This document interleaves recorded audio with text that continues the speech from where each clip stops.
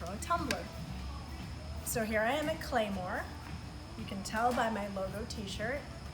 Come and join us at the studio and learn how to throw your own tumbler. So first, you're gonna take a bat. This is called a bat, although it does not look like a bat, neither the type that fly, nor the type that you hit baseballs with, but it's what it's called. Take your bat and you attach it to the wheel right here. They have handy dandy little screws so that you're ready to do it. Be aware they shake a little bit, so sometimes that can throw people off. Then you want to take your sponge and a bucket of water. Just clean it up a little bit. The water makes it a little sticky, so it helps the clay to stick better. Then you're going to take your clay. This clay I have weighed at 1.7 pounds. This is important because the manufacturer of this clay is Laguna. This is Laguna clay. I like the Laguna B clay for the mugs or the tumblers because it's a smooth clay, it's got a nice white color, it shows off the glazes really well. I would recommend it. So you've already wedged it. Laguna clay also wedges very well. You put it somewhat in the middle. It doesn't matter so much that you get it exactly in the middle. Try to get it as close as you can. Now you're going to start your wheel. You're going to center a little bit faster than when you throw. So you want it a little fast. I would take my feet off of it, off of the pedal, while you throw, just setting it at the right speeds. Wet your hands a little bit. You don't need your sponge because you don't want the clay to end up like mud in the tray in front of you. You just wet it a little bit, get the clay nice and lubricated. Now you're gonna take your magical hands and you're gonna lay them over the clay. Okay, now think of it like, this is how I think of my clay, like a baby. A baby that is anxious. A baby that's anxious is wiggling and moving around until they're settled. When they're settled, they just settle in. That's how your clay is. So take your left hand, put your elbow in your hip. Ladies, we finally found a use for these hips. You put the elbow into the hip and you use your hip to center your hand and give it a stable force. You press with your left hand into the side of the clay and your top makes that baby come. And you see how it eventually, the clay goes from a baby that's crying to a settled, calm piece of clay. Can't even tell it's moving right now. That means your clay is centered. Sort of like being centered in your life, like yoga. It's like, this is like the yoga of the art world. So once your clay is centered, if you're new at this, what I would recommend is not looking at the clay and just feeling it. Close your eyes, feel how it feels, because much of this is going to be muscle memory. Now you're ready to start your tumbler. So first you need a hole. Now you don't dig a hole. When you're working with clay on the wheel, it's all about pressure. It's all about just pressing in where you want it to move. The wheel is in charge, you're guiding. So you take your thumb and you press it not right in the center, a little bit to the right. You start pressing, slowly pressing. And see the clay just moves without any struggle at all. Now what you want to do is you want to get down to about 1/4 to 1/2 inch. We're going to measure it in just a second. You get down that far and then you're going to take this handy dandy tool. There it is. Very nice tool. I actually got this tool from my dentist daughter-in-law who gives me her tools when they're done using them on teeth. You take this pointed part, put it in the center, put your finger where the clay starts, and you see we have between 1/4 and 1/2 inch. Now if I didn't have that, because I've been doing this for a long time, so I knew it was going to be there. What you would do is you would continue, and you might go a little bit further, okay? Now the important thing about working with clay is that you compress. The whole idea about clay is compression, compression, compression. So while this is moving, you're compressing the bottom. You're moving it in and out to the side, compressing it. So that the reason for that is because when you fire it, you don't want it to have a crack in it. That helps with mugs. Okay, now you're ready to pull the walls up. It's nice and moist. It's got some good slip on it. And you're gonna take off a little bit at the bottom right here with your finger. Just get it a little bit in there so that you can get your finger in. Now everybody has a different technique. I kind of developed my own technique, but you have to work with what feels comfortable for you. So on the inside, you're gonna make a little tiny inlet for your finger that's gonna help you pull the clay up.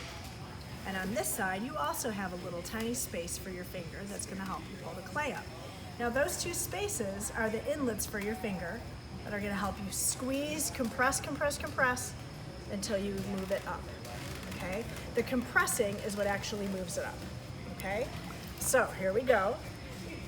One finger on the inside, I use my middle finger. On the outside, I don't know why I do this, but I like to use the knuckle of my index finger with my thumb to kind of assist it. It's just a habit I got into. It's not necessary, you could also use your finger. I like this because it gives me more stability. Because you see how my two hands are connected? This makes my hands more stable. And look again, here's the hip thing. The hip is stabilizing my right hand. It's all about the hips, ladies. Who knew it? It's all about that bass, yeah. Okay, so here we go. We're gonna start to lift it up. Hands stabilized, compressing the clay.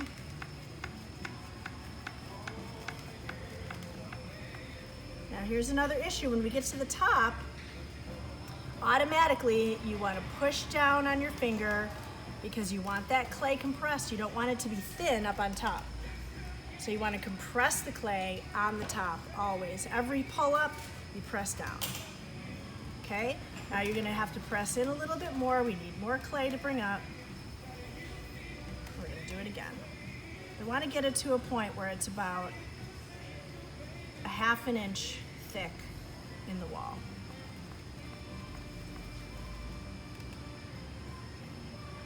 Now some of the things I do are automatic, so I'm just trying to tell you why I do them. I usually moisten it a little bit after I pull it up because you pull the slip off as you pull up. Now inside here, you see that now we have more space to the side, but we want to make the wall go up and down straight. So you have to push in more of that clay on the inside so that you can bring it up. Because you don't want your cup to look like a bowl. You want to bring it over to the side.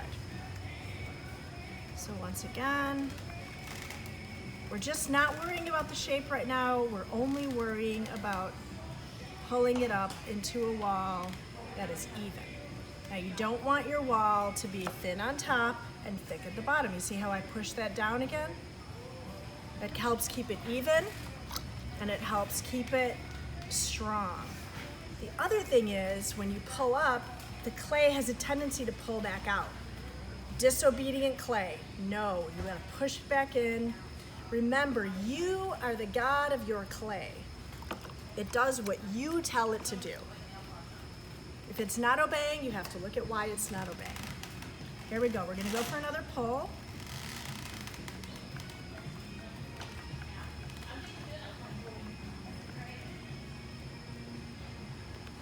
I'm gonna try and pull it in. You don't want, because what'll happen is if it goes out too far, we will lose control and it'll flop. So we're just gonna, all right, now we're about at a place, I'm just gonna feel the wall here. We're about at a place where we can start making some shapes. Okay, you start with a colander. Is it called a colander? You start with a cylinder. And the reason that you start with the cylinder is because there's strength in the cylinder. You see how much strength I get here? Now this is a good place to start. So what I'm gonna do, I'm gonna slow my wheel down so I can get control over what I'm doing. I've got a nice strong cylinder. It's got between 1/4 and 1/2 inch. I'm gonna clean up the bottom. Now the reason I wanna clean up the bottom is because when you pull up, you wanna start from a place that's even. If it's sliding out, it's gonna throw your fingers off. It's all about these stable fingers. So here we're gonna just straighten that out. And this time I'm gonna actually use, oh, here it is. I'm gonna use a rib. Okay, again, a confusing term. Why do we call this a rib? It's not a rib. I've got ribs. This is not a rib, but according to the ceramics, this is a rib. What I'm gonna do with this rib is this is gonna help me to give it stability. Okay, I've got all this pulled up in a cylinder, but I need stability. So you moisten your fingers only on the inside, and on the outside, you're gonna kind of take off some of that slip. So you start at the bottom, again, with your rib, slowly stabilizing your right hand against your hip. You slowly bring it up. And on the inside, you're pressing with your finger. So this way, you've compressed the clay again along the way, all the way up, giving it a better stable form. Now this mug is all ready because it's not gonna crack, nice and stable. You've got the clay compressed, you've got the inside compressed. It's ready to go. Now, let's think, what kind of shape would we like here? Well, it's a tumbler, and we want it to fit inside of another tumbler. So we're gonna give it a little rim up here that's gonna give it a little bit more stability if we wanna stack them. And stacking ceramics, of course, is a bit of a difficulty. I'm just gonna clean up the bottom. Cleaning up the bottom is always critical. And we want it to go outward a little bit. Remember the bottom is gonna fit in the top of the next one. And then we're gonna give it a little ridge. Now we want the ridge to be a little soft, so I'm just gonna show you the edges here. So what I'm gonna do is I'm gonna press with my hand on the inside. Now remember, when you make a shape, all you're doing is pressing and guiding the clay.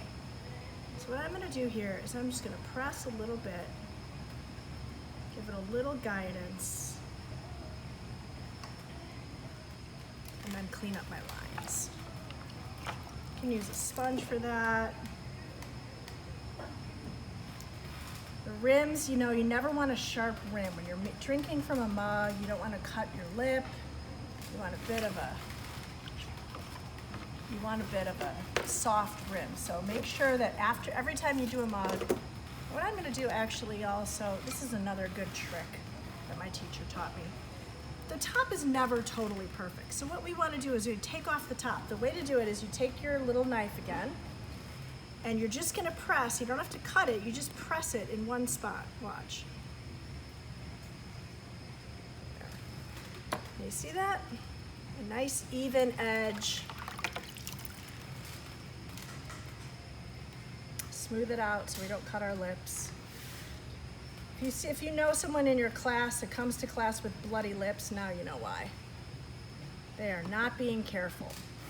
All right, and we're just gonna take off the slip, make it go straighter here. There we go. There you have it. A nice little tumbler to take home, no bloody lips.